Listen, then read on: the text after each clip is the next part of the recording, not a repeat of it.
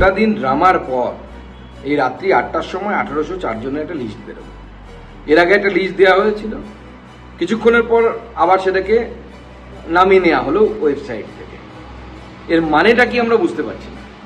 লিস্টে কোনো ডিটেলস দেওয়া নেই, আদৌ কি এরা ক্যান্ডিডেট, কোথাও চাকরি করছিলেন কি করছিলেন না। আর এত কম সংখ্যায় যদি অযোগ্য প্রার্থী হয়, এটাও বিশ্বাসযোগ্য বলে আমাদের মনে হচ্ছে না। এতদিন আমরা তো পেপার পত্র পত্রিকায় অনেক বেশি শুনেছি।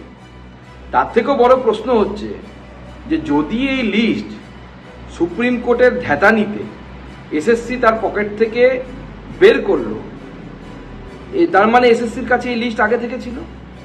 যদি আগে থেকে থাকে তাহলে কেন কলকাতা হাইকোর্টের সিঙ্গেল বেঞ্চে বা ডিভিশন বেঞ্চে বা পরবর্তী সময় সুপ্রিম কোর্টে যখন শুনানি চলছিল সেই সময় কেন এই লিস্ট বের করা হয়নি?